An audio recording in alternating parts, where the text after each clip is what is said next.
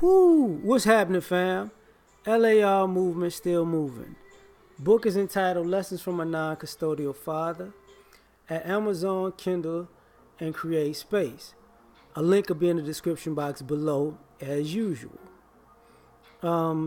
This video is entitled The Lost Art of Bonding. I think this was inspired by a BGS Itmore video.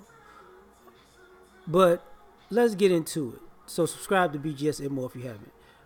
But one of the things that's not talked about is a synergy between men and women in general. And one of the problems with that to me is the lack of bonding or being taught to bond or actually wanting to bond, right? And, in some ways, it's just getting on the same page with people. And to me, it looks like people are afraid to get on the same page because they feel like they're compromising themselves to create a bond with another person. And if you know who you are and you're comfortable in your own skin, in my opinion, you shouldn't have a problem getting on the same page with another person. They can accept you for who you are, but at the same time, you have to have who you are individually, and you have to learn who you are cohesively with another person, and that takes work. And I think society has frowned upon working together to be on the same page. What do I mean by that? When interacting between men and women, you find that it looks like a competition more so than a team. It looks like it's man against woman against each other, man versus woman, so them versus each other, instead of man and woman together versus the world. And you wonder why. What's the issue? Is because, for one, some people weren't taught to bond with the opposite sex. They were taught that the opposite sex was the enemy. So now you have these complexes with people who don't see the benefit of being on the same page with the opposite sex. And then you have a group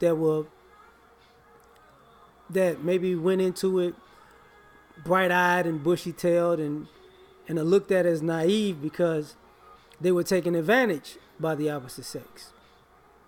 So no need to bond with people because they're not doing anything good for you. The other thing is the multiple partners.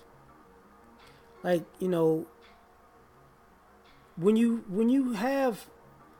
come in contact with multiple people and you have multiple options and multiple relationships, that throws a big monkey wrench in actually bonding with a particular person, because instead of having that one person in your space and on your brain and in your heart, you got maybe one person in your space, another person in your head, and another person in your heart. So who are you? You're not really bonding to anybody, because your time, you may be with one person thinking of another, and with the other person thinking of another, and and you're never really in the moment with the person that you're with. So you never really bond with them.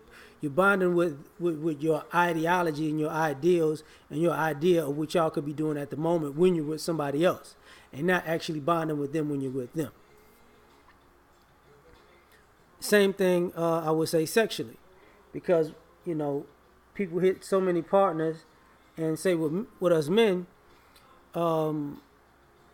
having so many partners sexually desensitizes us to women saying, "Oh, I'm giving you my most important thing. I'm giving you my body," and unfortunately, for women, at this point, because of your sexual revolution, you give your body out so easily. It's not important to you, so why would I take it as it should be taken as some type of importance to me, right?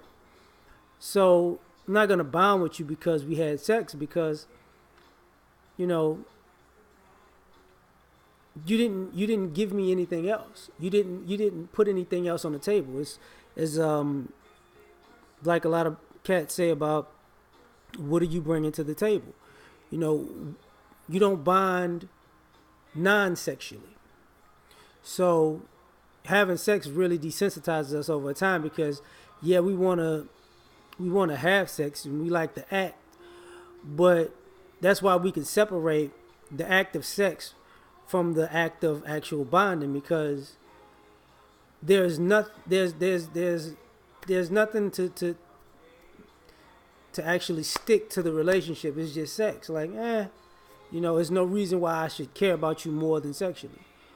Ladies, I think is similar, because when you take on so many partners, you taking on different energies of different guys, and that blocks you from being with a new guy. And you see this nowadays, where women can be pining over a guy who they had sex with, or pining over a guy who they remember from who they have in their past. Quote unquote, as BGS would say, they're alpha, right? So pining over a type of guy, or having standards for this type of guy of what she will do, but being a complete hypocrite and doing all of these type of things that she says she wouldn't do for this guy, because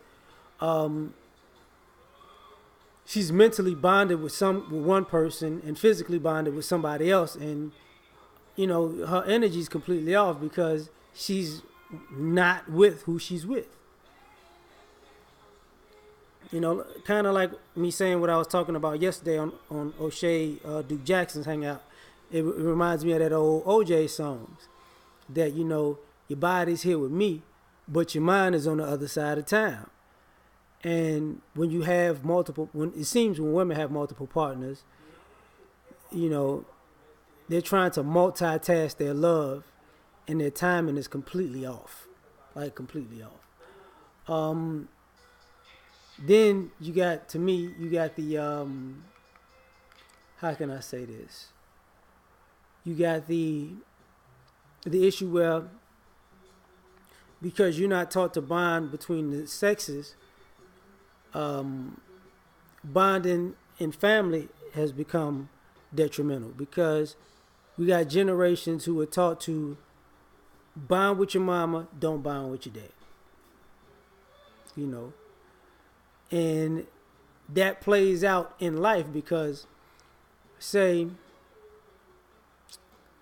guys might have a propensity to be extra sweet on women and be looked at as simps and treated as simps, and get burned because they'll go to these far lengths for women and have this animosity towards men. So on one end, because you didn't bond with both genders and you were taught to love one and dislike the other,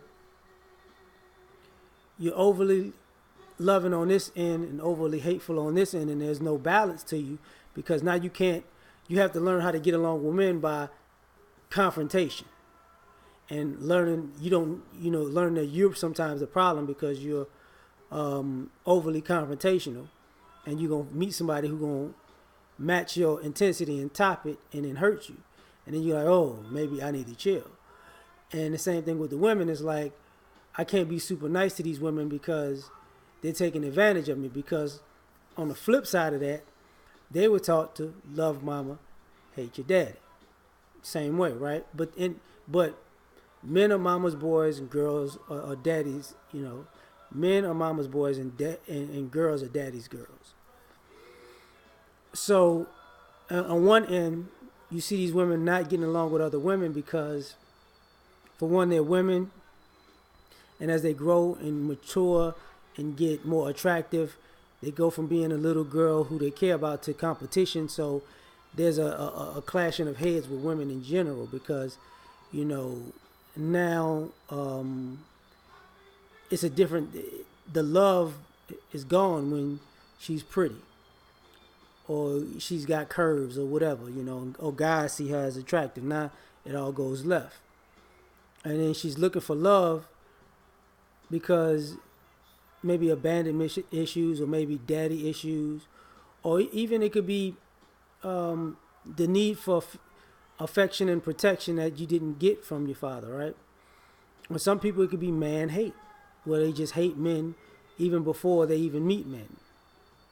So now you have this roadblock in a way with bonding to the opposite sex, because you feel like, oh, you got to break down all these walls, you got to do all these things to earn me and earn my love and my affection, and you don't realize that you're a complete jerk to a stranger for no reason.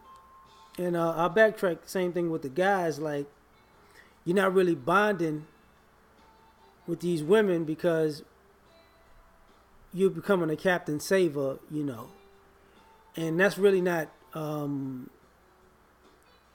getting in tune with the person. That's treating a person like they're incompetent and they'll never be good enough to understand how to handle themselves in life. So they're more of a pet than an actual person.